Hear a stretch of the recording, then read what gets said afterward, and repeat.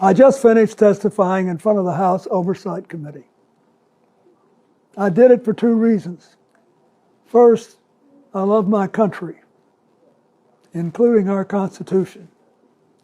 And America was built on the idea that no person is above the law, even presidents, especially presidents, and that we should all live under the same set of rules. This kind of democracy requires every person to play their part. And I hope that by being there today, we can bring ourselves just a little further away from the brink and back to being a country where we can disagree civilly and we can search for truth and justice, and that it outweighs the partisan urge to score points and create spectacle. The second reason I was there is that the girls and women whose lives Jeffrey Epstein destroyed deserve not just justice, but healing. They've been waiting too long for both.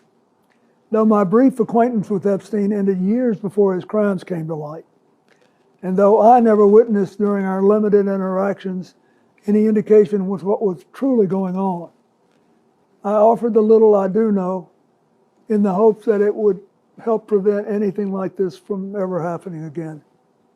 I also have to say something personal. Republicans made Hillary testify yesterday, and she had nothing to do with Jeffrey Epstein, nothing. She has no memory of ever even meeting him. She neither traveled with him nor visited any of his properties. So whether 10 people or 10,000 people were subpoenaed, including her, was simply not right. So here's what I told the committee. First, I had no idea of the crimes Epstein was committing. No matter how many photos they show of me, I have two things that at the end of the day matter far more than any interpretation of 20-year-old photos. I know what I saw, and more importantly, what I didn't see. And I know what I did, and more importantly, what I didn't do. I saw nothing and I did nothing wrong. As someone who grew up in a home with domestic violence, not only would I not have flown on his plane if I had any inkling of what he was doing, I would have turned him in myself and led the call for justice for his crimes, not the sweetheart deal that we got.